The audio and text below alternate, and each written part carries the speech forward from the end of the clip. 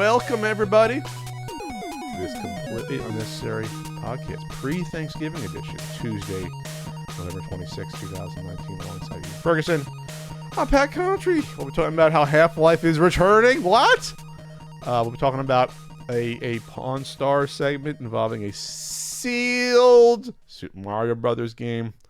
We'll be talking about how a gamer spent $13 million on a video game character and his friend sold it. And a Scumbag Sub of the Week is returning, and maybe a Q&A. Ian, you got any Thanksgiving plans? Yeah, I went and bought all my ingredients for Thanksgiving on Saturday. The grocery stores were already a nightmare. I picked up ham, doing mashed potatoes.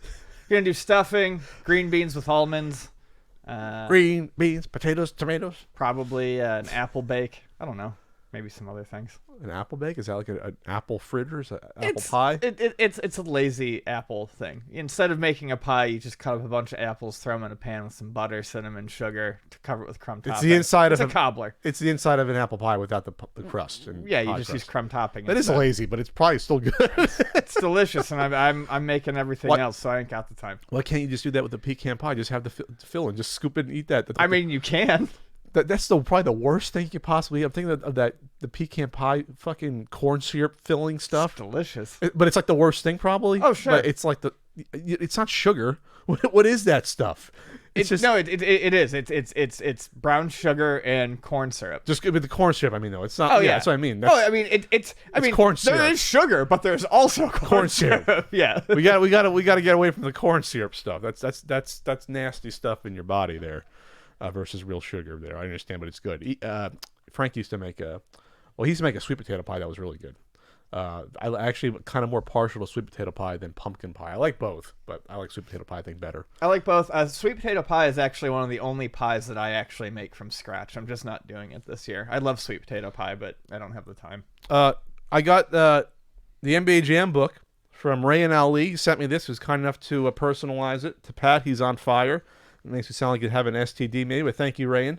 So I'm going to check it out. Ian's already been reading the digital version of it. Yeah, it's really, really good. About the history of NBA Jam, right? Yep, it's the history of NBA Jam, but they really take kind of a wide-angle shot of it. It's the lead-up to it. It gives you a little bit of history on Williams to begin with. It talks about arch rivals. It talks about the Smash TV and the games that Mark Turmel and people were working on leading up. So it's not just NBA Jam. That's the focal point, but he gives you all the lead up to it, and there's tons and tons of interviews and quotes from interviews in it. Check it out, bossfightbooks.com. Speaking of books, Ian, a certain Super Nintendo Guidebook's up on Amazon. Woo! Ow, ow. Ian's already left his 1-star review. Woo! There. Not enough Fire Pro talk. Yeah, check it out there, or you go to ultimatenintendo.com. I was up late last night because I finally edited a video that was shot a year and a half ago with my pal James Rolfe. It's going to premiere. I'm looking to do the YouTube premiere, which is like putting it kind of on Twitch, where like the first time it goes live, you can have comments. It doesn't count. I hope I don't regret that. But we'll see. I don't know how toxic the comments will be versus Twitch. We'll see. But it'll be fun. Twitch is actually getting rid of their premiere. They used to do the premieres the same way. They're getting rid of those. Oh, so this is the first time you're doing the YouTube one? I thought you had done that before. I did the Twitch one. Okay. So I'm going to do that. It'll probably actually get more views than on Twitch. And then that'll be live.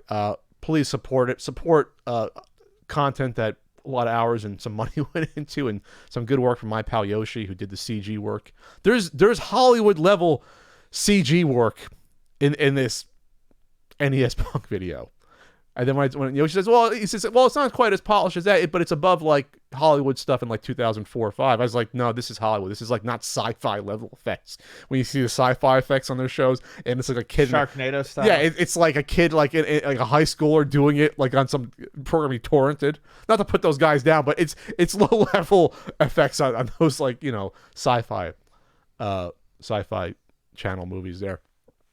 And I've been watching a lot of NBA lately, Ian. Yeah, I've been watching a lot too. It's been fun. I feel aimless, like I have no team this year, so I've just been watching games. But that's the thing. I think I'm watching more basketball now because I don't have a team. I've been aimless for 20 years. I'm desperately trying to find one. I mean, I can't watch the Knicks. I still say it's the Pistons, but I mean, And it is. I always want the Pistons to win, but what the hell's the Detroit Pistons record right now? It's abysmal. It's not as bad as the Knicks, probably. Oh no, I tried to watch that Knicks game can't watch a Knicks game. on Sunday. It was. You gotta hard. wait for the Knicks. It's always 3 years down the line. 6-11. They're doing better than I thought they would. Yeah, the Knicks have like honestly. 3 wins, I think, maybe 4. I'm gonna find out. But plucky little Luka Doncic has been to me the story so far this season. He's in the MVP talks. He's only 20 years old. 4 out of 13 is the Knicks right now. Oh, 4 and 13. 4. Yeah, I'm sorry, not out of 13. 4 out of 13 would have been as horrible. Right. But Luka Doncic on the Mavericks, he was a Euro player. He went pro at like 16. People were saying, oh, he's not going to be good because he didn't play in college when he was playing grown-ass men in Europe. Big Latvians and Serbians. Like, why couldn't he do well? And I don't know. He's going to be one of these all-time greats if this is how he continues to play. And that's been fun. And yeah, I want a San Diego team that I can go and pretend I'm a celebrity and sit courtside a couple times a year. I feel like a San Diego team is the only way you're going to get me behind a California team. I want to like a California Clippers team. can't come back. It's too late. They're gone. Yeah, I mean, they've got a great team this year, and it's fun to watch. I almost feel like I'm going to root for the Clippers over the Lakers. I think the Clippers might be my team this year. They might be because they used to be San Diego. He's played Sports Arena over here. So yeah, that's what's been happening. Donkey Kong Country 25th anniversary. Just real quick about it. Is there anything we want to talk about? I mean, at the time, I thought it was a gimmick. I've actually grown to like the game a lot more the past few years because I've actually been playing it. I streamed it a little bit of it months and months back when I finished up the Super Mario World playthrough for the review for the book. I'm kind of the same way. I didn't like it when it came out. I didn't like the look of it. I don't know if I thought it was a gimmick. I didn't care for it. I didn't think it was necessary. Even when I was in high school, I was kind of like anti the transition into 3D. I've always liked sprite art. Now you're using it for the wrong That was things. a hair trigger. I barely touched it. I always liked sprite art. I always liked that sort of style. So when it was moving into 3D, I actually thought it was a downgrade. But Vani really likes that game, and I started playing it with her again this year, and I actually think it's pretty decent. 4.5 stars, according to a certain Super Nintendo Guidebook. It's a good game. I think what I didn't like at the time that I thought the mechanics were limited, and they are when you look at a game like Super Mario World, where you can do so many different things with Mario and fly him around and shoot fireballs and be more precise with movements. But that's not what the appeal of Donkey Kong Country is. Obviously, it's more like sort of cinematic in its appeal, and there is some nice little platforming going on. A lot of it has to do with like the mine carts and the barrels and things like that, and vine swinging. But no, it has its own charm. The music's fantastic. The graphics obviously were great because they did it on a computer and rendered that stuff out, things like that. So yeah, Donkey Kong Country. Here's the Donkey Kong Country. Yay! Woo. So Ian, Half-Life. Yeah. Half-Life 3 confirmed? No, it's not. Half-Life Alyx confirmed. Alex Kidd? What?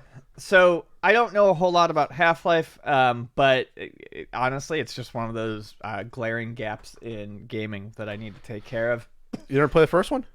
I have the first one and the second one downloaded on my Steam account, but I just haven't ever played them. Never played the second one. But I know they're a big deal. I know people desperately want Half-Life 3. Well, this isn't it. It's a virtual reality only entry in between the first and the second. That is the story of Alyx and her father leading a resistance against the Combine. I have a feeling... I'm surprised people don't seem to be as upset about it not being Half-Life 3 as I thought they would. I think people are just happy to see Half-Life coming back in any way, shape, or form. This is going to be a VR exclusive. I wonder if this is the way for them to really show off their VR. Yeah. But then I think the reason why it might not be Half-Life 3 is I'm not sure that they would want to commit Half-Life 3 to just being VR. Well, let's be honest here. VR has not caught on. It really hasn't. I mean, it's caught on more than I thought it would. Not mainstream though. But no, exactly. I don't think they're going to make I don't think they'll make Half-Life. If they ever make Half-Life 3, I don't think it'll be a VR exclusive. I think they're going to want that to be playable by the most people as many people as possible. But this is the only one of the only ways you get people on board VR. Say, hey, we have a Half-Life game coming out. Sure. So why not? Which is the VR that Valve is behind? Is it Index? Index? Valve Index is the VR headset. Okay, see, I even heard about that one. If you can use this for any VR, that's fine. I'm sure they'll push a package deal with their own VR in this or what have you when it comes out here. So compatible with all PC-based VR headsets. It's gonna be March 2020. Screenshots thus far depict Alex having hands, which is something that was technically already canon. But now her hands, this is from a Kotaku article, but now her hands are your hands. Okay, this is trying to be pithy writing. And you get to use items like the enticingly named gravity gloves. Okay, so there's VR with the hand stuff you can buy too, right? Yeah, it's all got the motion. So that's cool to integrate that. It is creepy now looking at floating hands on the screen. That is kind of creepy now. Yeah. Look at that. Okay. All right. If you want me to try VR, if this is a way to get people to do it, all right. I guess this is like the only thing that you can get people to do is play a Half-Life game because we haven't seen one in 15 years, I think it's important to note that they do say that it's going to be about the length of Half-Life 2, so it's going to be about 12 to 16 hours long. It's going to be a full-length game. It's not going to just be a demo or a small episode or side mission. Yeah. And I would point out that the writers, Eric Wolpaw and Jake Pinkerton, are back. Eric Wolpaw I think he's a great writer. He was responsible for Portal and Portal 2.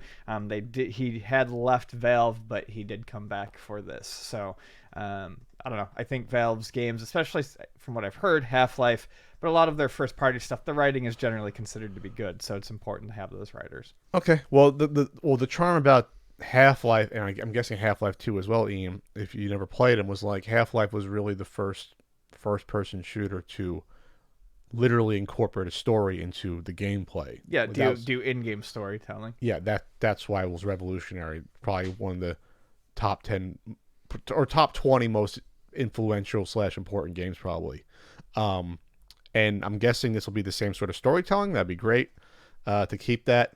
According to, let's see, in the press release that Valve said, designed from the ground up for virtual reality, world exploration, puzzle solving. The first half I did have some puzzle solving here and there. Visceral combat, and an intricately woven story that connects it all with the characters iconic to the Half-Life universe. So maybe Gordon gets like a little cameo. I don't know.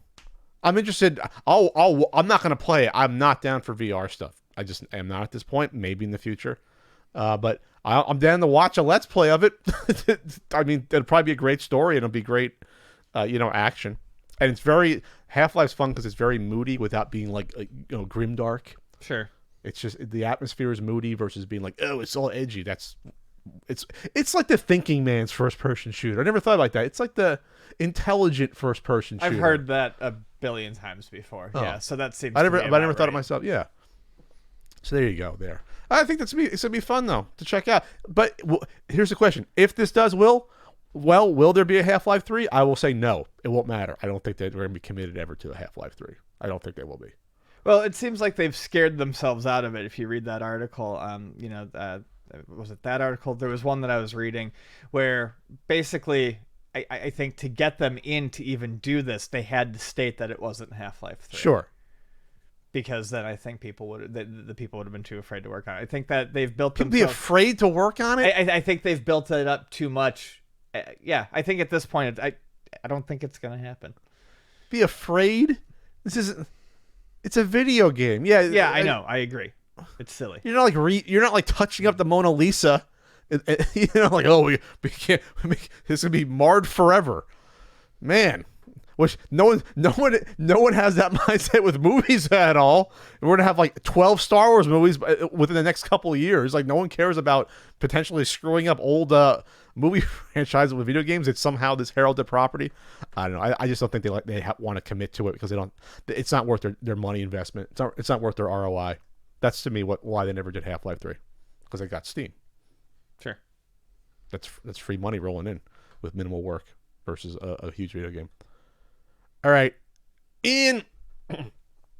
Interesting little thought exercise here. There was a profile on Miyamoto that occurred in Nikkei. It's a website.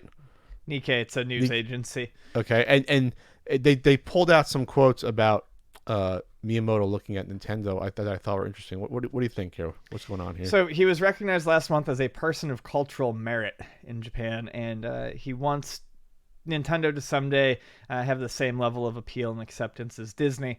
But he's still concerned that there are parents who, at least as of right now, are still view video games as a negative, a waste of time, and that is hampering their worldwide appeal. You can't have the appeal of Disney if your parents don't let you have access to it. So he thinks that old stereotypes and stigmas associated with that level of with that type of entertainment are what's holding him back.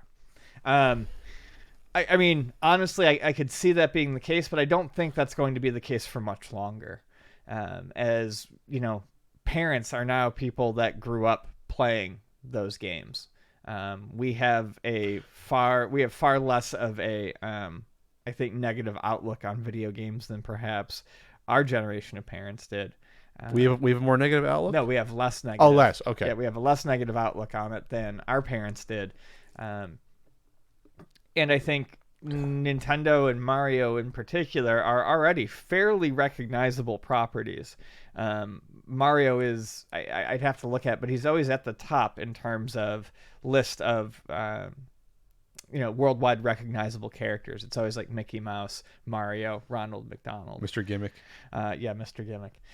So I don't know that he's too far out from what he hopes for. Well, I don't know if he's having a Japanese sort of centric view in this. I don't know if in Japan it's more viewed at, oh, they're just kid stuff, and then you move on from it. I have no idea. I don't know the culture, where like maybe it's more frowned upon when you get older in Japan. But obviously the Japanese market compared to the rest of the world is tiny.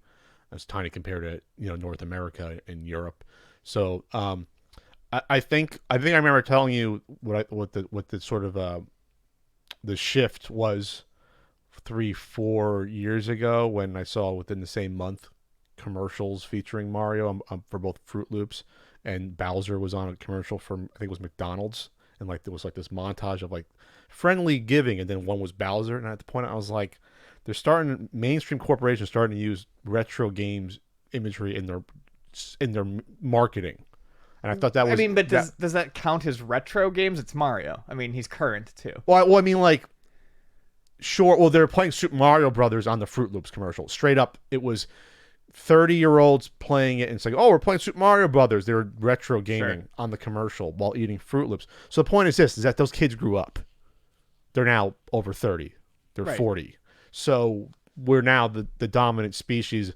Once the baby boomers die out in like 10, 15, 20 years, there won't be a generation left where video games are like this weird things for kids. Like there'll be less. Every year that goes by is less and less. Yeah. If that makes sense. No, that's exactly what I was saying. Yeah. I think it's getting to the point where that's not going to be the case anymore. I don't think there is going to be a stigma to it. And, once that's true, I think Nintendo's characters in particular definitely have the chance to become even bigger than they are. I'm not to question the god himself, Miyamoto. I don't know. I have not come across someone, at least in my life recently, in the past 10, 15 years, where that like looked down or laughed when I mentioned like what I did for work had anything to do with video games, or questioned it, or anyone like I guess to the older people that we'll say 60 and above. I'll just say. Including my parents, they just see it as something they're not familiar with, not necessarily something for kids. I don't know. Maybe that was like our grandparents, maybe, that saw it more for just kids, since they had no connection at all to video games. There were definitely parents. I mean, from our generation, I just don't understand. that were that way. And keep in mind, Miyamoto is, I think he's 64, 65. So his peers, 65. Wow, it's looking good. Yeah, his peers, the people he surrounds himself with, are going to be of that age where they may have thought of it as kids. So I don't know if he's entirely accurate, but I can understand where he gets that feeling from. This is his quote: "Many parents want to keep their children from playing video games, but these same parents have no problem allowing them to watch Disney movies." See, I think he's out of touch from that statement, because like when you say something like Disney movies isn't like the main form of children entertainment anymore, and it has been for like Right. 25 years or so. And parents now throw tablets and smartphones at their kids when they're out of the womb to play games to keep them satiated. It's like a drug. When you're on a plane, when you see them in restaurants, like that's what kids are doing. So I think this could be a cultural thing where he just doesn't understand, like, this is not the mainstream way children are being reared anymore. It's not. Kids are playing games almost every waking hour versus what we did. When we did, it was like 2-3 hours out of the day we got home from school. You're on the weekends, and now kids are always have them on them with their phones at least. At least that's what I think here.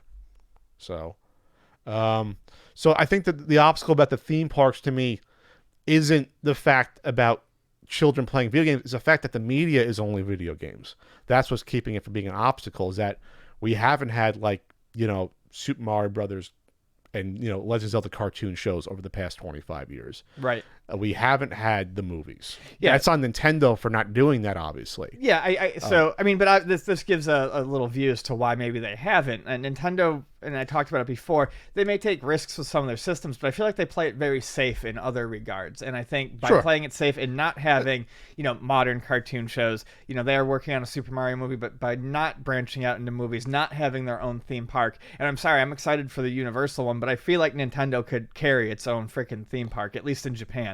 Absolutely. Well, they're not in the business of theme parks, though. Right? So they're probably have always been scared. They can grow there. Sure. I think that's it. I think the thing that I would say to him, I'm not going to say shit to him. Mr. Miyamoto, sit down. Excuse me, Mr. You Miyamoto. listen to what I have to say. All right. No, but I think he's closer to it than he thinks. I think Nintendo could become a very, very an even bigger brand. But yes, it's things that they're not doing that I think that are holding it back from that.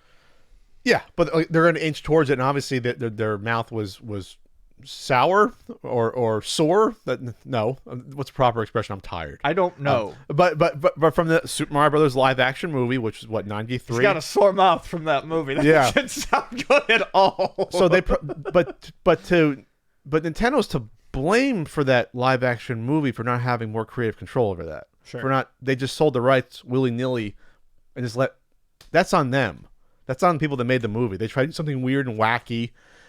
So if you're going to get involved with this, you have to be you got to look over the artist's shoulder. You got to tap them. You got to have a committee sort of, MCU/Disney sort of mindset, Disney mindset, and say, like, you cannot stray from this because this will fuck up our merchandise. This will fuck up our other TV shows. This will screw up our theme parks. You cannot blow this. And I cannot have another sore mouth. I you have cannot have a sore mouth. That I don't know where I was going with that. I don't know. We got Thanksgiving coming out. We can't have any sore mouths for any weird reason. I need to be able to eat that food. I'm hungry now. You're fasting there. Let's see. But I think over the next 4 or 5 years, you're gonna start seeing these. There's something about sore mouths. Let's keep it clean. This is Miyamoto. It's Papa Miyamoto we're talking about here. Papa Miyamoto? Papa Miyamoto. I wonder if he's had 40 pizzas in the past 30 days. That'll give you a sore mouth. If they're too hot. Miyamoto all greasy, sweating in an interview. We're talking about the Papa John's viral interview that's coming out where they cut out clips where he said, "There's a reckoning coming from Papa John, which is scary as hell." He's had 40 pizzas in the past 30 days. They're not the same pizzas. And his voice is entirely different from the friendly Papa John from the commercials. Yeah. They now tossed him. It's racist Papa John. it's like the dark timeline Papa John. Dark side Papa John. Yeah. Anyway, sorry, we're getting off topic here. All right, so that movie's supposed to come out in a year or two. That animated movie, it's probably going to be excellent. I saw a weird thing saying that it was going to be based on the comic books, the old Super Mario Brothers comic books. I was like, I don't think they're going to do that. I don't think it's going to be very the case. Pixar-esque, probably very safe, So yeah, all right. And the last thing you said, I've become more interested in creating greater opportunities for a larger audience to enjoy. All right, Papa Miyamoto. I think you've done a good job. You've been fine. We forgive you for any things that fell through the cracks. And 2022, by the way, for the 2022 for the Mario movie. Holy crap! They announced it like a year and a half ago, didn't they? It's gonna be a fucking epic. That better be like, It's gonna be a Homerian epic. That better be Lord of the Rings trilogy with extended versions. I can't wait until Mario comes back from his journey on the seas and finds his dog. I understand anime movies take like 2 years to do, but holy crap, they announced that a year and a half ago. You're saying it's going to come out 3 years from now? Jesus. Okay. Sure. All right, moving on. Did you ever read the Odyssey? No. No? I never saw or the Iliad. No, I never read it. Huh. Anyways. I read Beowulf. I was just picturing scenes of the Odyssey with Mario instead of and Luigi Ulysses. on the ship. On the All ship. Right. Harpies in there. Coming back, Yoshi jumps into his arms and dies. What are the harpies in that? Is it the big fish that eats you? Is that the harpies in that one? Anyway, whatever. All right, Ian. Pat.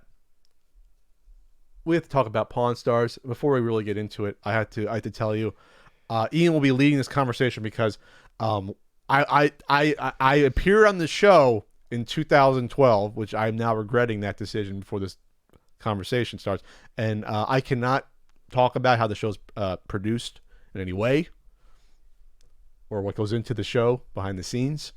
I'm precluded from speaking about that due to NDA. So Ian's gonna have to talk about it. But Ian, what was on? Well, I'm not going to bring Pawn Stars? up anything about how the show works behind the scenes. On Pawn Stars, a fellow Rich, what's the last name? Lech? Yeah, Rich, who we spoke about on the show before. I've met him at conventions. I've communicated with him before, a week before the what we're talking about was being sold on the show. The sealed Super Mario Brothers, sticker sealed Super Mario Brothers. He would email me and we discussed it before the sale happened. We were talking about the sort of the graded gaming scene, and we have a disagreement on it. But he was always an affable fellow in person, and he's at these conventions now.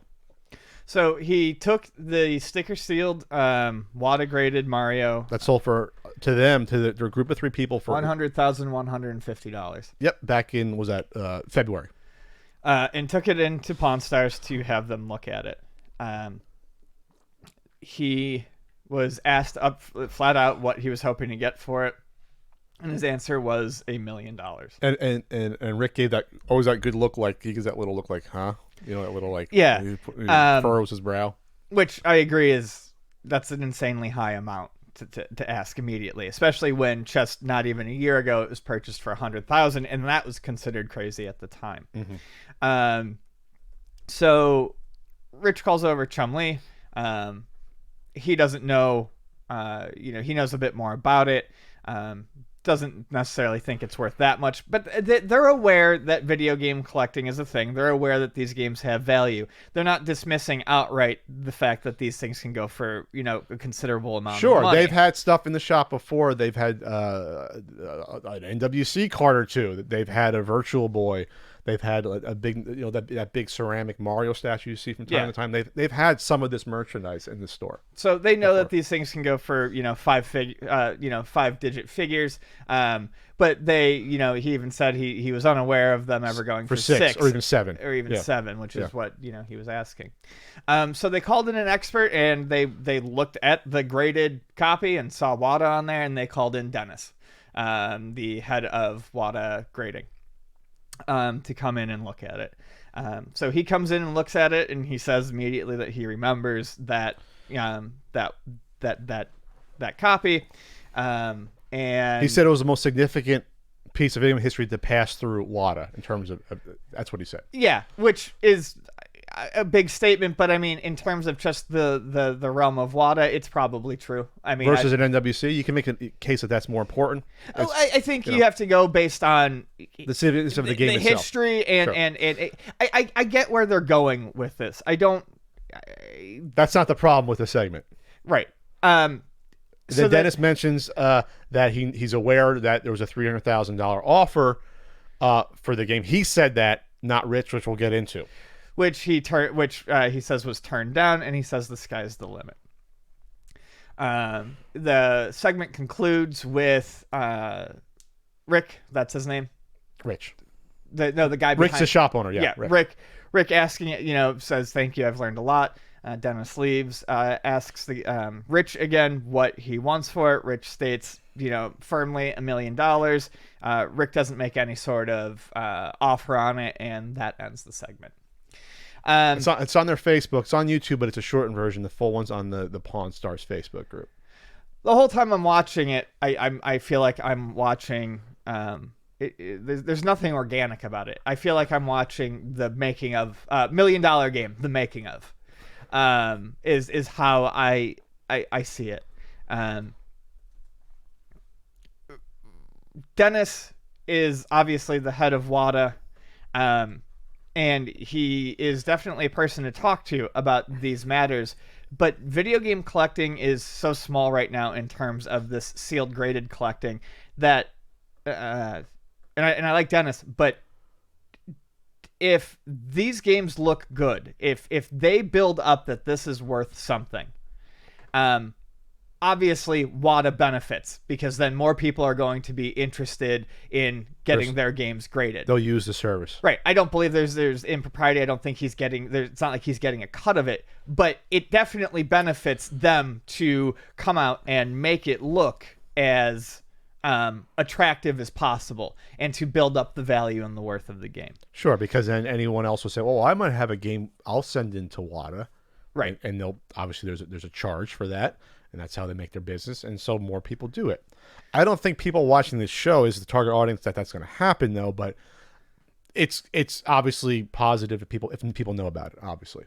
Right. So it came across as a commercial, and I gather that that's both specifically in terms of WADA. I don't think he did anything more to make it seem that way, but just having them on there. Well, it's just funny when Rich says, I'm going to contact WADA. Yeah. WADA's not in Nevada. Well, no, yeah. But I mean, I figure, it's what else do you get? I feel like if he doesn't know, he flat out says he doesn't know. Sure. I think he looks at the package, goes, I know that they are the head of, they're the number one in grading right now. We're going to use them. It would have benefited them immensely to have pulled in anyone else or a second opinion, I think, to make it seem less like an advertisement. Well, there's just, you want to use the C word, but there's a couple C words we can use, but there's obviously a conflict of interest. If the expert brought in to talk about a valuable game benefits from saying the game is valuable because people might use the service. Yes. And he can profit from it. It's a huge conflict of interest. So at the end of the day, I realize what that show is for, and it's never very realistic. Pat can't talk about that, but I'm sure they obviously sweeten the show up to make it as entertaining as possible. But yes, I definitely don't think WADA should have been the one called in to comment on the worth of sealed WADA games. Well, what was interesting to me when I first saw it was I asked myself, because the potential seller, Rich, he's not the one that mentioned he turned down $300,000. It was Dennis. Sure. If they were being ethical, the guy running the grading service, how does he know about the inner workings of a private deal that did or did not happen? Well, that goes back to what I said before. This is all too small. It's all way too small. So I don't want to, I like Dennis. I do like Rich as well, even though we've had contentious emails. But it's not even like, it stinks of collusion. It is collusion when the person running a grading company is aware of the inner workings of deals of a game you graded, and now you're on a show discussing this. It's so weird that the seller didn't say that I turned down $300,000. You know what I mean? You should be if you're just a grading service, you should be divorced from any pricing going on or anything like that. You should have nothing to do with that. I mean, I'm sure I understand if you're the expert to talk about it, and I feel like they would know. I just, like I said, I feel like the whole thing could have been avoided by pulling in someone else. Well, yes.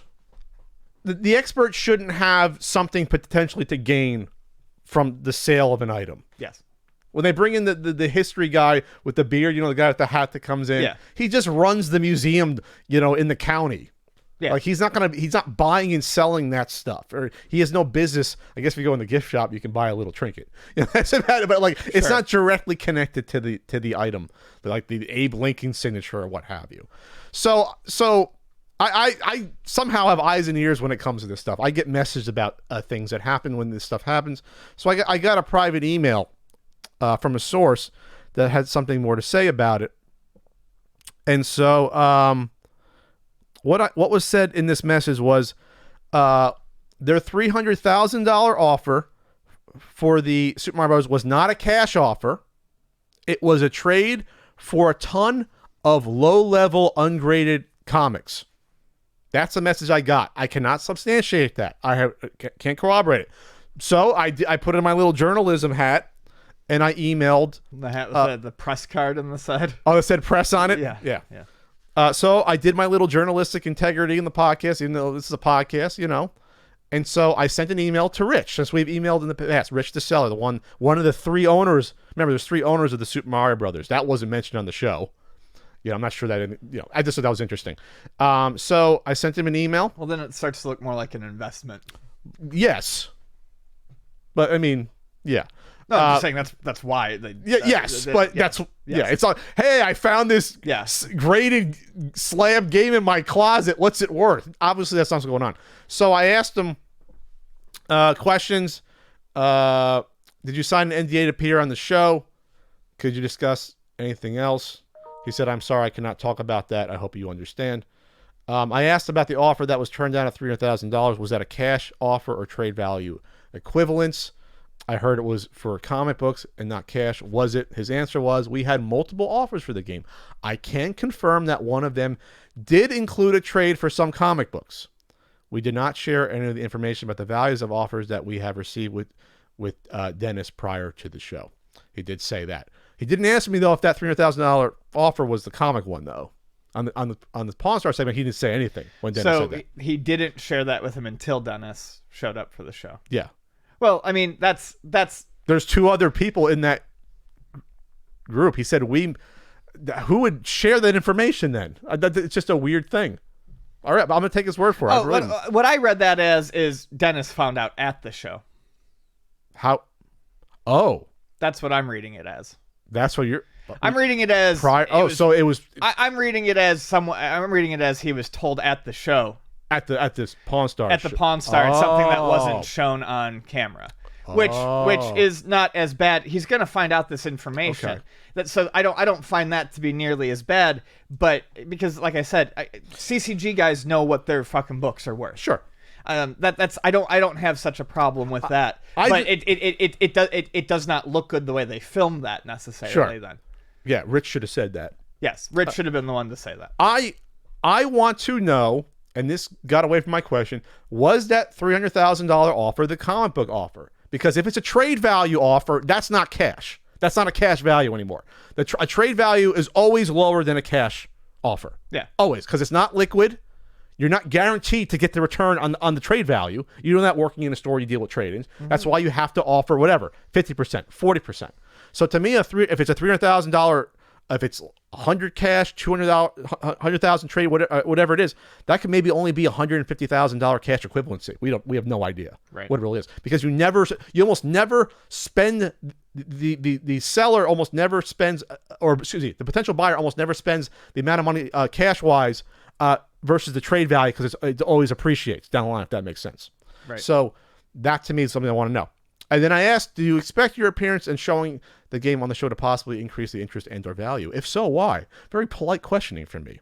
Like it's a freaking Scantron test. Yes, of course, I hope it would increase the interest of that particular game. However, my main incentive was to get more people to see video games as a medium of art and not just a toy. I've always loved to share my passion about video game collecting with anyone who will listen, and hopefully this appearance will introduce our hobby to some people that may not have realized that classic video games were a collectible with a capital C. Yeah, I mean, it's video game collecting in the commercial. I'll just say this to Rich, that video games haven't been looked at as toys for like your 30 years. Computer keeps making noises. Some weird alerts going on. So that's all I'm going to say. It's not the worst thing in the world that they're on Pawn Stars. I just think that there's just some issues for how it was presented that I think anyone watching it might ask some similar questions that we asked. That's the nicest way I could probably put it. Sure. Love Love retro games? I do. All about that rock and roll lifestyle? Then Rockhart is the place to pick up all your retro gamer gifts this year. With tons of the highest quality tees, hoodies, pins, patches, turntable mats, and more, they're sure to have that perfect gift. The good folks at Rockhart helped us design the new CU Podcast enamel pin that we're going to have for sale in our shop soon as well. Thanks to the CU Podcast, you can save 20% off your order at rockhart.shop with the code CU Podcast. That's 20% off your entire order using the code CU Podcast at rockhart.shop. That's ROCKHART.shop. Yeah! Ian, this is an interesting, funny, strange article here. From Mashable Southeast Asia edition, gamer spends $1.3 million on a video game character. Friend sells it for $643. That's I'm mad at you, Ian. Okay, so I'm basically going to read this article. We edited this right before the podcast recommendation for someone on Twitter. Chinese gamer Lu Mao had spent a whopping $1.3 million to develop his Justice Online character. Now he's pissed. His friend had accidentally sold his character for $643. Jeez Louise. This comes from a Chinese tech news site, Abacus. Mao's friend Lee made a mistake by listing the character in the in-game marketplace NetEase after suffering from dizziness due to excessive gaming. I didn't know. Have you ever gotten dizzy from excessive gaming? No, I have not. You got dehydrated, I guess. Yeah, maybe. I've never heard of that, dizziness from excessive gaming. So Justice Online is a popular MMORPG based on the Wen Ruin novel, The Four Great Constables. No familiarity. That's not what we're talking about. In the game, players can choose characters from up to 6 classes and can battle against other players and non-playable characters, go on missions, and even run a business. Mao is so enraged that he has hauled his friend to court for his mistake. So apparently the judge ruled that the buyer has to return the character, and $12,781 in damages must be purchased to the player, given to the player who purchased the character. To give him something back. Yeah, to give him something back in return. All right, that seems like that's the thing to do. That's justice. How does someone that gets access to your character? If you're, what was he like? You left logged into your Justice Online account, and Ian comes in and sells my Pat Wizard Mage character to someone. Yeah, as for Mao, hopefully he learns not to share his personal video game details with his friend, especially if you're hoping to sell your video game character for a higher price, which is absurd. So that's kind of crazy. My question is, how the hell do you spend $1.3 million on a character in an RPG? That's a lot of like different robes and cufflinks that you upgrade. You know, like what are you buying at that point? I have no idea. It has to be weapons? Yeah, I mean, I can only imagine.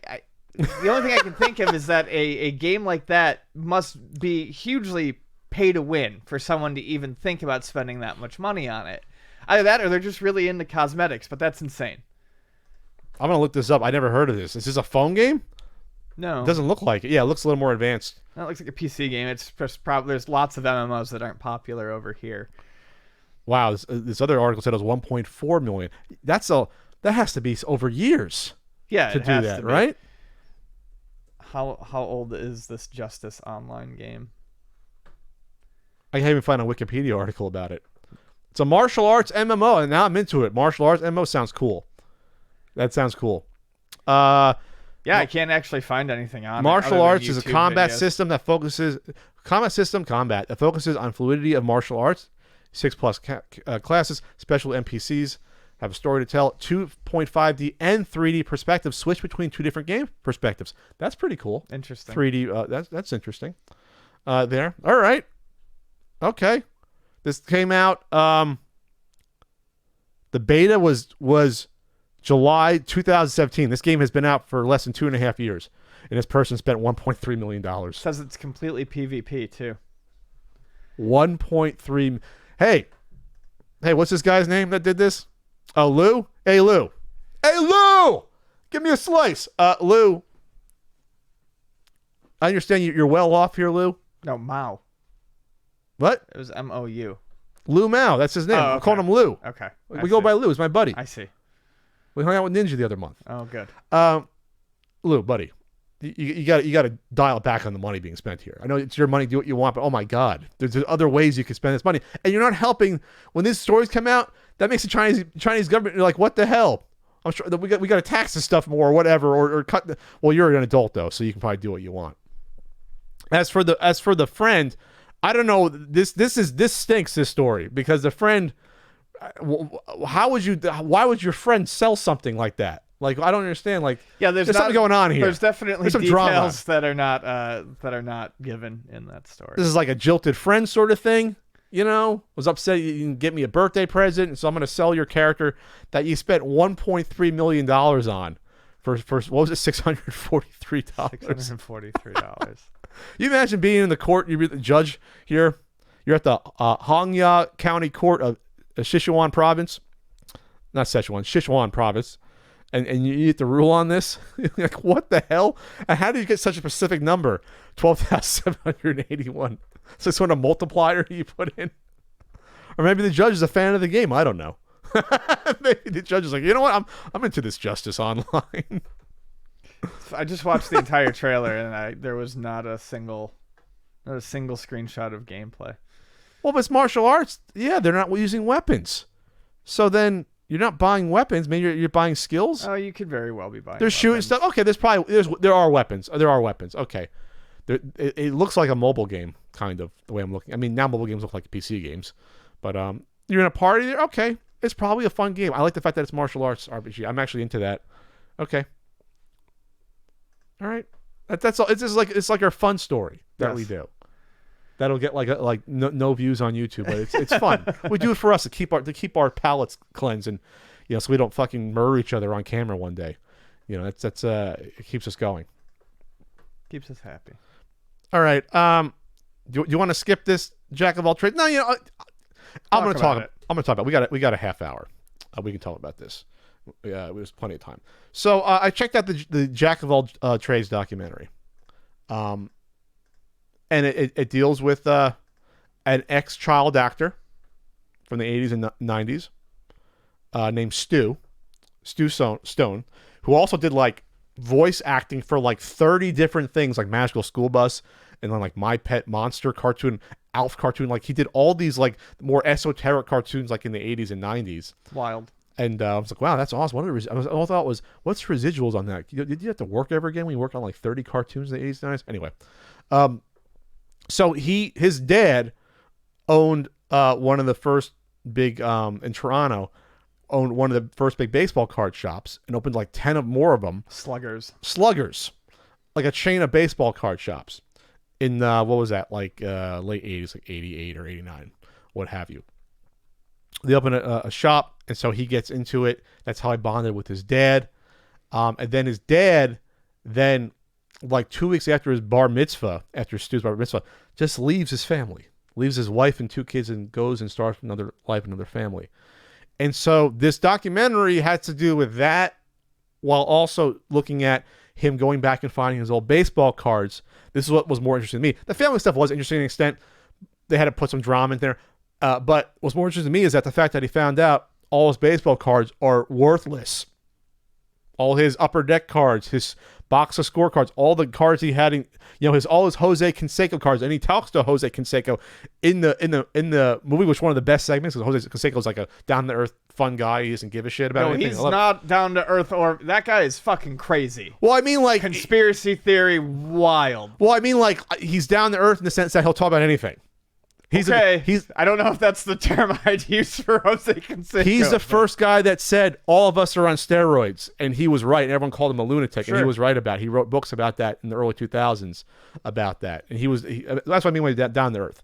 Anyway, I don't know about was he a flat earther? Anyway, so he talks to Jose Canseco. He talks to there's Burbank is like the biggest biggest baseball card and sports card. It's like 13 million cards. There's a place in Burbank that's a dealer. He talked to people from Upper Deck, newer people. He talked to just a lot of people. He talked to there's a guy in Nevada knows Jose Canseco. That's a baseball card collector. Has one of the biggest private baseball card collections. It's like millions of cards. So it was interesting because it was a moment in time, late 80s, early 90s, where baseball cards was like the hottest collectible. It was everyone collected baseball cards. I started with my 87 Topps cards. Ian maybe collected cards. Whoops. There goes my phone. Wow, I never did that in 800 episodes of the podcast. Jose Canseco on Al Gore. Al Gore was ahead of his time. I missed him. Rest in peace, buddy. Okay, he might not be. The steroids might have done something to his brain. That's not the point. Anyway, so I need an attorney. One more. I need an attorney pro bono. My landlord evicted me and would not let me take my chandeliers with me. Need your help to get them back. Okay. In the documentary, he was fine. Anyway, so there was a moment in time that like every kid collected baseball cards. I had baseball cards stolen from me when I was in kindergarten from the 8th graders in the back of the bus. Kind of traumatizing. Because I was into it when I was like even 5 and 6. I was even before the big rush. I was into this stuff. Oh no, I was like first grade. I was like 7. And I remember the one guy, Greg, and Mark. And then Mark claimed he didn't steal it. It was that piece of shit Greg that stole my baseball cards, including my Don Mattingly rookie I had. Or second year. Anyway, sorry. So who would do that to like a fucking 6-year-old? Titanic, 100 years. Wow, global warming could have saved the Titanic, sad to say. All right, Ian, that's not the point here. It's turning into a Jose Canseco bash fest here. And he's a bash brother. And he's still jacked, by the way. With steroids, he uses them safely now in his 50s. Who cares? He's not playing baseball anymore. So the point is this, is that he goes to a card show and tries to sell his, he has boxes of, here's the whole Upper Deck set. Here's this set. Here's this set. And he's saying, this is worth... and even unopened like wax packs. He's like, oh, what do you want from these? Well, they're worth like maybe $10, but I got to try to make money. So, this box of like 8 packs of cards boxes is worth like $20 total. Right. To a dealer at the show. And so he's like disappointed about it. Then he starts to research, what happened in the 80s and 90s. And what happened was this was a created bubble of collectability, mostly by Upper Deck when they got into the market in 89. Because when Upper Deck got into the market, they marketed themselves as the premier sports card, if you remember that. Yes. They were glossy cards. They weren't like Topps cards were just like made on like, dirt cardboard. Yeah, they weren't glossy. They're not even, half the time they're not even printed properly. Yeah, it's not high end. And at the time there was Donruss, there was Fleer, there was Score had just started, I believe, and you had Topps. And then you had Bowman as well. Bowman was getting back into the trading cards after like being out of the market for like 35 years or something from the 60s. So you had those big ones. And then Upper Deck comes in and says, you know what? We're going to charge $2 a pack, which back then was nuts. We're going to do the foil packs that you can't unopen and put back in. Right. And we're going to put the fucking hologram. Remember the holograms in the back of each card? Mm-hmm. Which means you can't repro them easily. So they did all that.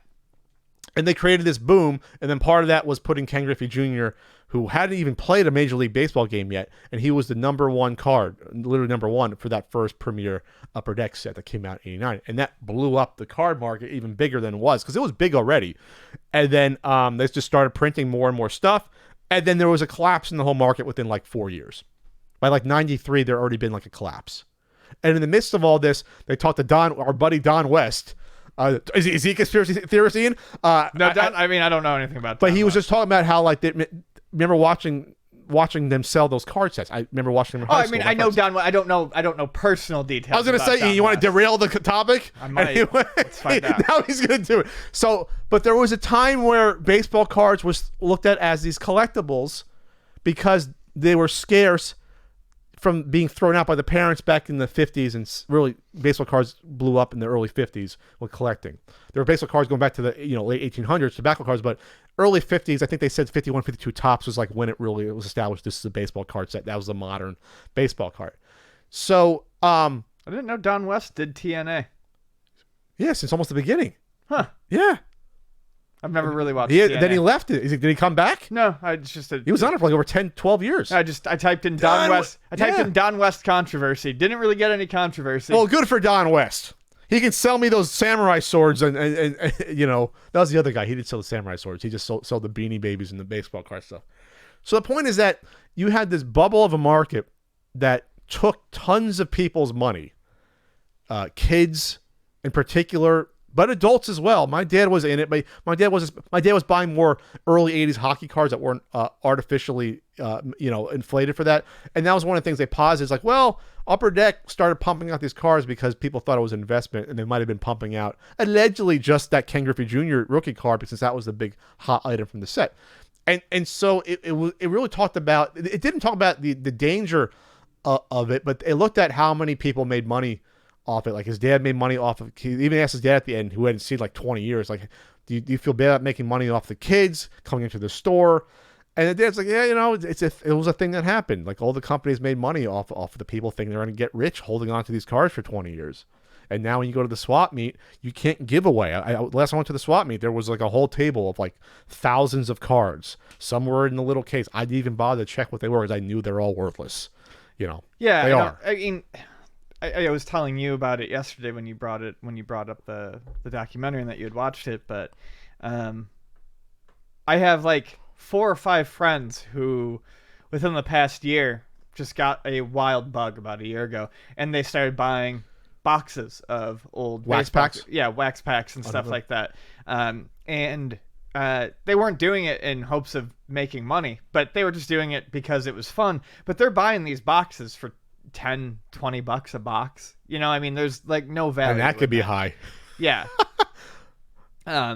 Depending on what year it was and what card company it was. They're on eBay you can get for $5 either an 87 Topps, Donruss, or Fleer baseball wax pack lot, and they'll send you one of the 3 random ones for $5 plus $4 shipping. Yeah. So $9 for what is that? What is in a wax pack box? Like 30 packs of cards, 40 packs of cards, 50, something like that. I think it's 30 something.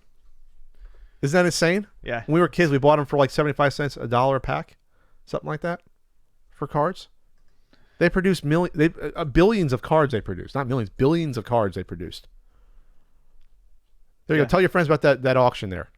I mean, I could have been claiming that they paid more. I think my buddy Lincoln paid like $10 total shipped for like his first box of something. So the point is they're worthless. I mean, that's the point.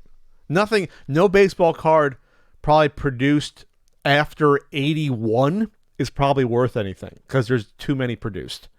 If you get into like the basketball cards and hockey cards, there's a lot less produced. Like that first year was it 86, 87 Fleer basketball cards are all worth a ton of money because they didn't produce basketball cards for like 6 years. So it's like the rookie card for like Jordan, Isaiah Thomas, Ewing, Hakeem Olajuwon, like all these guys. And now what they do, what I think is interesting, they have like that you can look up like 50s baseball card pack.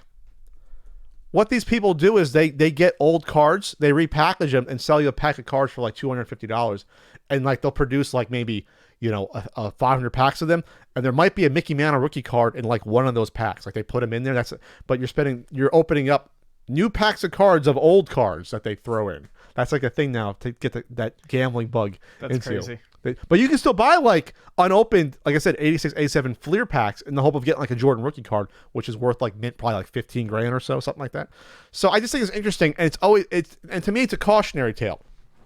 Whenever we talk about collecting in any form, whether it's Beanie Babies or comic books had a surge and crash right after baseball cards did, almost the same way. Within like 3 years, it rose and crashed in the mid 90s.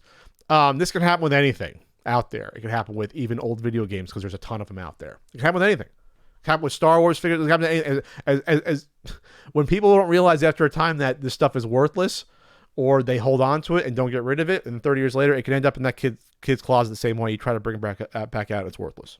No matter what it is, it could happen. So that's all I'm trying to say. It was very interesting, just for that aspect. The family stuff, your mileage will vary. It's on Netflix though. Anything else to add, Ian? Did you collect any sports card when you were a kid? No, I didn't. I did baseball, then I switched to hockey.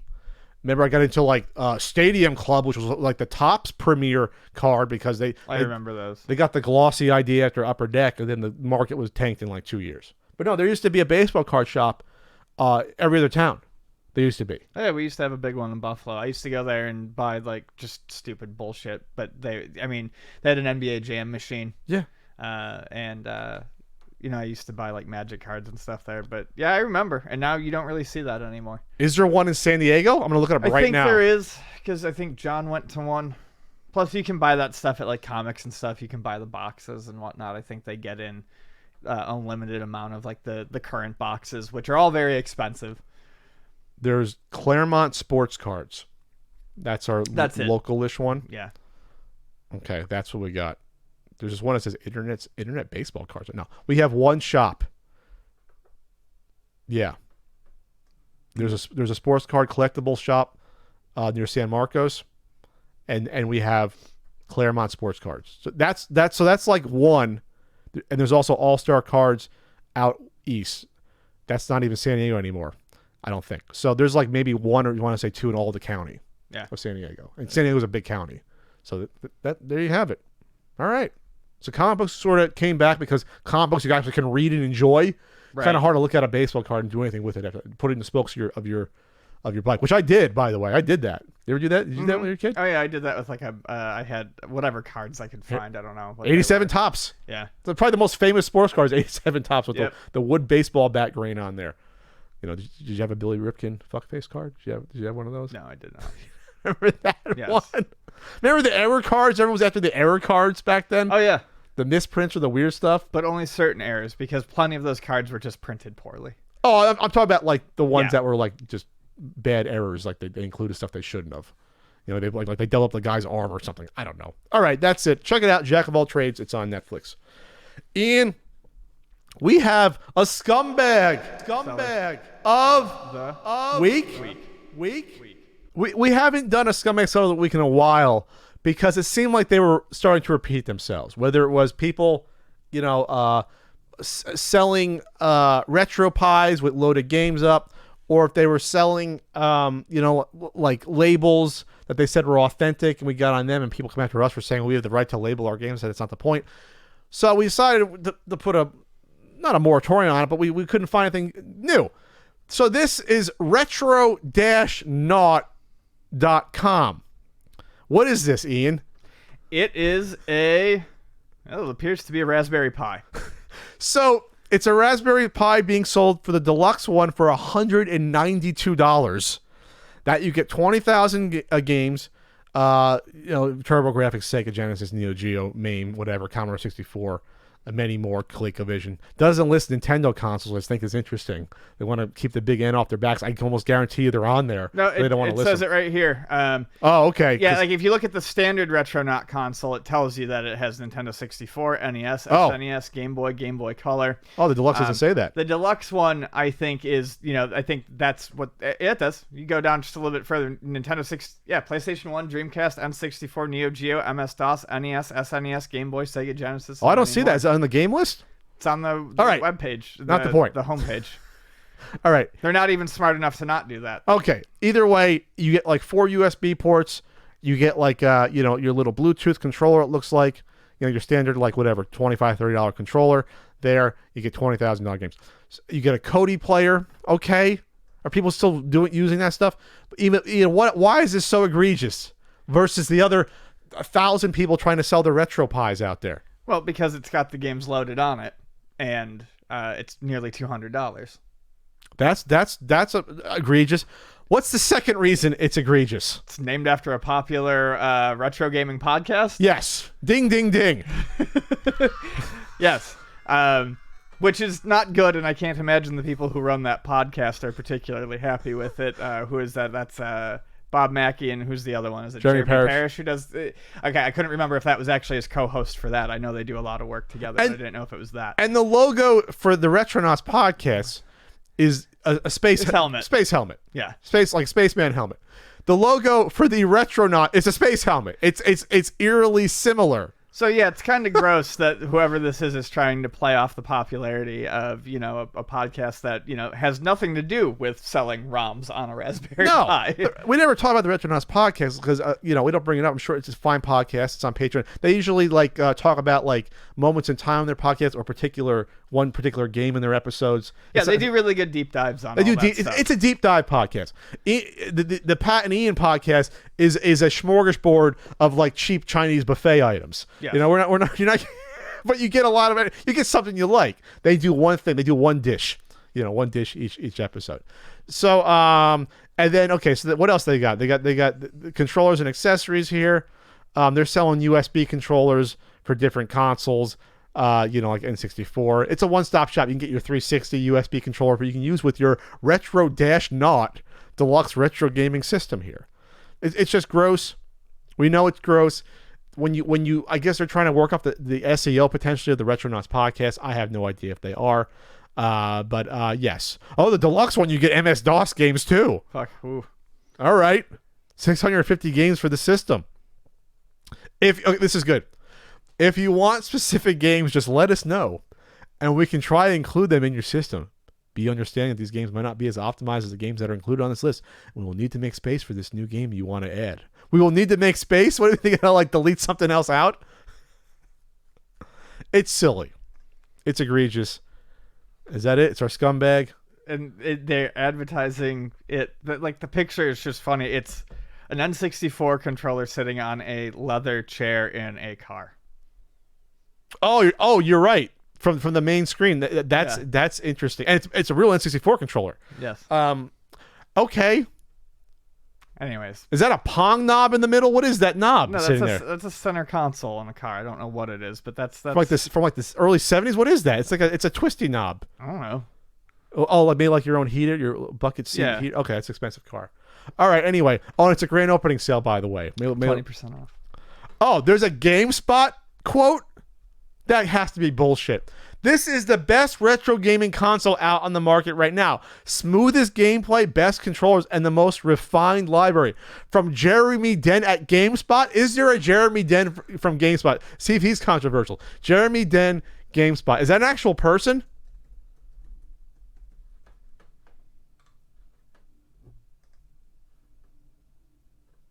No. No. I don't think it's an actual person.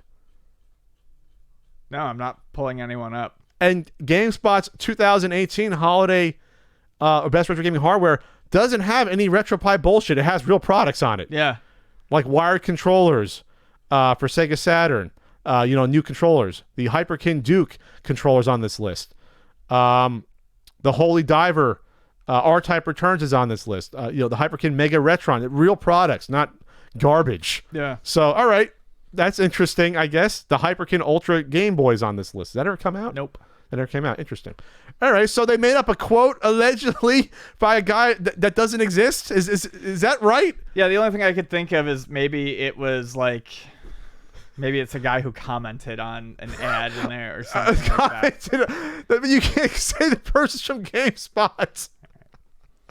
All right, this is a fun. I'm glad I found that. That's sort of the cherry on top of this scumbag seller of the week. Ian, we have a Patreon. We do. Poll topic. Ian, how do you access the CU Podcast Patreon? Patreon.com/CU Podcast. And what Thanksgiving nuggets do you get there? You get thanks for it. You get writings, which I'm going to do one today on Thanksgiving.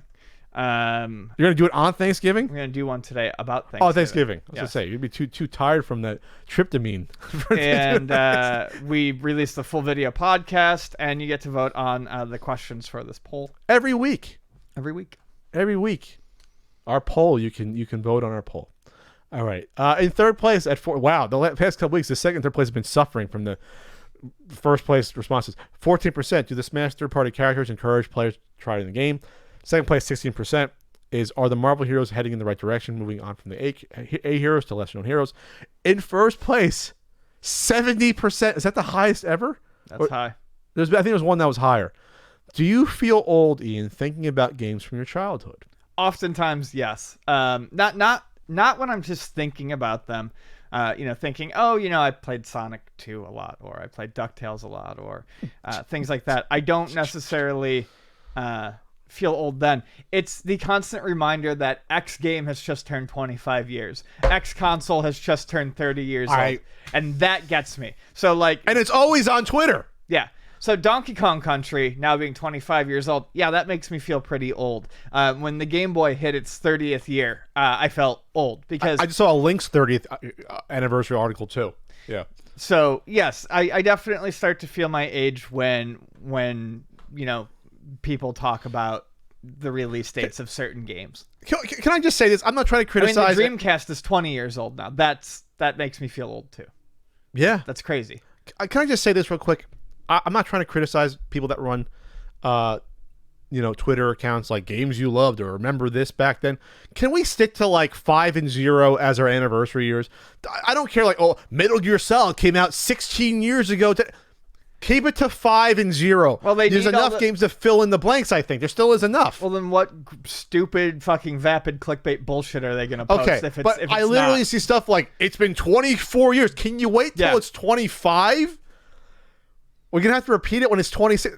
Sorry, that just bothers me. It's just it's a weird anniversary thing to do. Like, 9 years ago.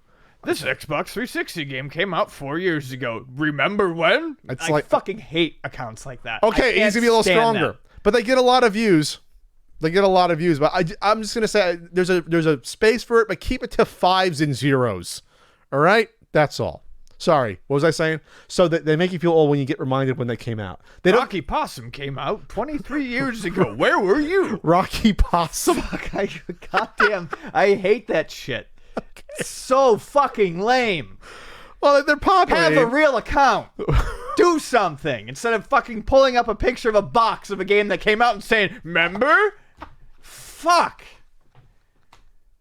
Was Rocky Possum a game? Awesome Possum was. Oh, Awesome Possum was, and Rocky Rodent was. I mixed the two of them together. I didn't do it on purpose, but yeah. All right, that's gonna be our first indie game we collaborate on. What? Rocky Possum. Rocky Possum. It's a boxing possum game. Rocky Possum and the sore mouth. Wow. All right, that's an interesting video. Okay. All right, so that one account that follows me is going to stop following me because they do that. Then again, they follow 25,000 people. It might be a bot account. Do you remember? Old stuff is cool, right? Yeah, old stuff. Well, there's some nice ones that be like, remember this commercial from like 1987? It's like, okay, I remember that. Okay, there are some that are fine. There are some that do it a little bit better, but Jesus, no, I'm sorry. I've been harboring this deep-seated hatred of accounts like that for so long. I mute and block them. You blocked them? How do you see it, from retweets? Yes. People? And I constantly mute them and block them. And it's like, I'm sure that they are run by nice people. And there are a couple that I keep up. But it's like, why do I care? Like, you're digging from the dregs of fucking...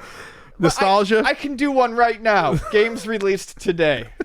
And then you see what came out? Is Rocky Possum going to be on that? Rocky Possum. 1987 Amiga game? What is it? Whatever. Okay. Take a hit off that nostalgia rock. We got Rocky Possum coming out 25 years ago. Remember when? Okay. Here's the advertisement. That makes me want to get into a Washburn conversation because Adrian Veidt sold a nostalgia perfume. Like, Washburn's brilliant for a lot of reasons. Anyway, so what was I going to say? So you don't feel old playing the games. You just feel old when you remember, when you actually see a number, this was 25 years ago. Yes. Okay. I don't feel old when I play the games. No. I feel like a kid again in a weird that nostalgia thing, like, or this feels fun if it's an old 30-year-old game, because if it's an old game, it's a classic, it's still good. Like, I don't feel old when I watch old movies. I think I caught Jaws on TV the other day, and you have to watch Jaws. It's amazing. And like, I just watched Jaws. I was like, I don't like, oh, this movie came out, almost, holy shit, 45 years ago Jaws almost came out. I didn't feel old watching Jaws. Well, it's entertainment. You sort of escape into it. That's like, sort of the point. It's like I told people, I tell people at work, and I've said this forever, I never stopped playing these games, so it doesn't have a time machine effect.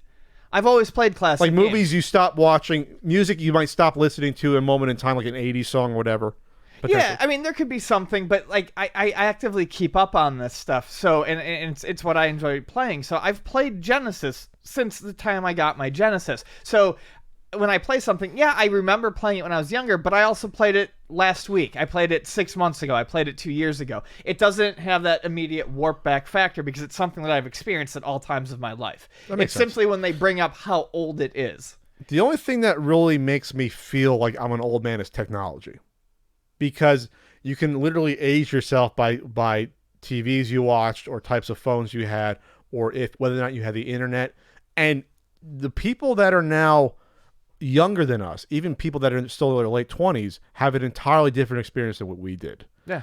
And so, especially, I'll just say, if you're on the dating scene and you want to date someone even a little bit younger than you might have to have a conversation. It's like, yeah, I went to college when the internet was still a new thing and we still researched with like books. Yeah. And the people that look at you like you're fucking crazy when you say something like that, or be like, yeah, when I grew up, we had to share one phone and we had to go,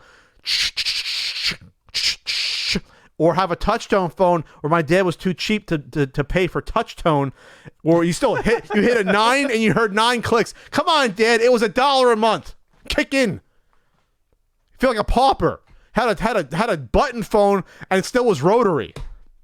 Anyway, sorry. Anyway, I didn't need $1 that badly each month in my life. Anyway, so when you talk to younger people and you have to explain like you're a man out of time, like you're Rip Van Winkle. It's like, yeah, when I grew up, when you went to the mall, Ian, you had like a little piece of paper with people's phone numbers on them. Oh, I know. And you had to call your mom and bring quarters for the payphone and say, hey, Mom, come pick me up. You're getting real old guy right now. Yeah. I know. But that's not that long ago. No. That's 20 years or you ago. Call collect, and when they ask your name, you just say pick me up, and then you hang up the phone. Never did that. Did that. That was smart. They used to have commercials like that, you're too cheap to call your parents and so like, yeah, it was a 5-pound, 6-pounder, like, and they hung up the phone real quick. I'm not doing it justice to that commercial from like 1999. Those commercials existed up to like 2003 with Ed O'Neill going for 1-800-CLECK. Now I hear Ed O'Neill doing like singular commercials. Ed O'Neill's been like the phone guy on commercials for like 25 years. Sorry, I'm going on a weird tangent about phones. We got to wrap it up. We got to wrap it up? Yep. So anyway, technology makes me feel old when you communicate to someone else how much it's changed drastically in even the past 20 years. I was watching a movie. I caught Swim Fan for some reason. That movie's from like 2000, and the guy has a fucking beeper on it with messages. Yeah. No cell phones yet. It's like 2000 or 99, that movie. It's not that old, that movie. Sorry. But you don't like those Twitter accounts? No. Rocky Possum, that's our new game we're going to make. Someone might do some Rocky Possum art for us. I feel like so. All right, that's our See You podcast. For the 8th week in a row, will you not get to that Q&A question? Someday. New NES Punk episode coming out while you're still coming off your turkey high this weekend. It'll be out. We're going to put up the, hopefully for Black Friday, I'm going to hope to put up the enamel See You podcast pins for sale. Cool. Check them out. They'll be at ultimatenintendo.com. Redirects to my store. So ultimatenes.com, ultimatesnes.com. They all redirect to my store there. And you can check out my Shopify there.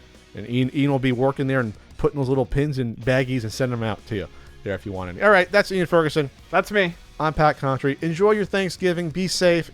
Eat a lot of turkey, but don't choke on that bone. Gobble, gobble. Don't get that sore mouth. Don't get a sore mouth.